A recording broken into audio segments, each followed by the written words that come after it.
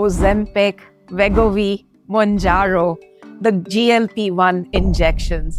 People are paying thousands of dollars a month while risking gastroparesis with severe vomiting and muscle loss.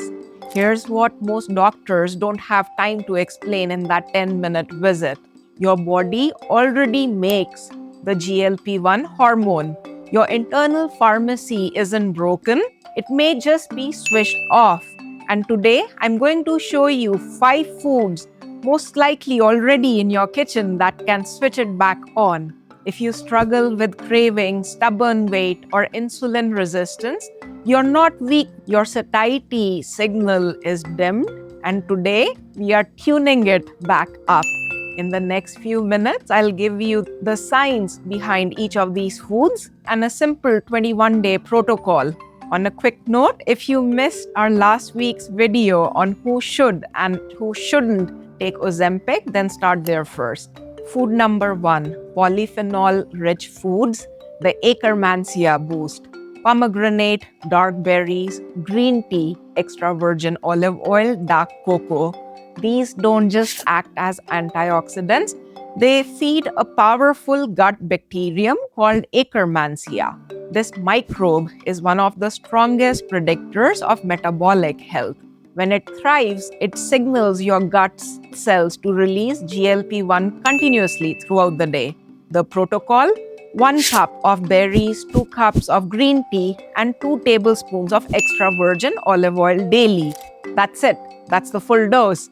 Research out of Canilab in Belgium shows measurable metabolic changes within 4 weeks of this protocol. Food number 2, bitter foods, where Ayurveda was right. Bitter foods are one of the most underrated metabolic tools. Ayurveda has used them for over 3,000 years, and science is finally catching up. Rela or bitter gourd, fenugreek seeds, arugula, dandelion greens, mustard greens, raw cacao. In Ayurveda, this is called the thick rasa or the bitter taste, which has been used to reduce sugar cravings and clear metabolic sluggishness. Modern science now confirms that bitter-tasting compounds activate the TAS2 receptors in your small intestines directly, triggering the GLP-1 release. Protocol: half a Karela blended into your morning juice with lemon and ginger daily for 2 to 3 months. Or 2 to 3 capsules of organic neem powder capsules in the morning with a cup of lukewarm water. Add bitter greens like arugula or mustard greens to your salads at lunch. One bonus tip is berberine or Daru Haridra, which activates the same GLP pathway and in some studies has been shown to perform comparably to metformin. We have already covered details on berberine in a previous video, so please watch that. Food number 3 is fermentable fiber, the butyrate factory. Chia seeds, flax seeds, oats, and lentils. Fiber is not just about regularity. When your gut bacteria ferment the fiber, they produce butyrate, a short-chain fatty acid that directly stimulates GLP-1. Soak 1 to 2 tablespoons of chia seeds, flax seeds, and walnuts overnight. Add this to your high-protein breakfast in the morning. You can also add it to a bowl of small overnight oats. Add soaked lentils to your soups and curries for at least 1 meal in a day. Food number 4, cruciferous vegetables, the metabolic reset. Broccoli, cauliflower, kale, cabbage, and Brussels sprouts. These do 2 unique and critical things. Number 1, they improve insulin sensitivity, which means less insulin and less fat storage. And secondly, they support liver detox, which helps eliminate metabolic waste, including the fatty waste. Add 1 cup of cruciferous veggies to your lunch or dinner at least 4 or 5 times in a week.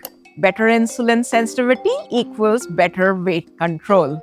Food number 5, high-quality protein where timing matters. Eggs, paneer, tofu, sprouts, soaked nuts, and lean meats. Here's what most people miss.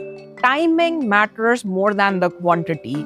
A high-protein breakfast produces double the GLP-1 and PYY response compared to the same protein taken at dinner time.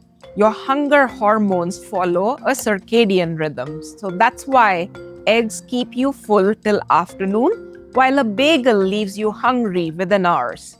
The protocol: high protein meal within 2 hours of waking up, not a snack, not a cup of coffee, but a real meal, which could be a 2 egg omelette or a bowl of sprouts with those overnight soaked chia seeds, flax seeds, and walnuts that we talked about before. Now, the honest truth: these foods are not Ozempic. They will not shut down your appetite overnight. And yes, you will not lose 10 pounds within a week. But here's why they are better. Ozempic works only while you're taking it. When you stop, most of the weight will come back. These foods do the opposite. They restore your system instead of overriding it, because the goal is not dependency, but metabolic independence. Here is the 21-day reset protocol in just 3 simple steps. First is a morning reset. Breakfast within 2 hours of waking up that should include polyphenols like berries, pomegranate, green tea, with a high protein addition and overnight soaked seeds. Second is bitter activation with 1 to 2 bitter foods daily. And third is metabolic support with cruciferous vegetables and berberine powder after dinner. Do this for 21 days and watch what happens to your cravings, your energy, and those afternoon crashes. Your body already has its internal pharmacy. You just need to activate it. I have put together a free natural GLP-1 boosting 21-day meal template.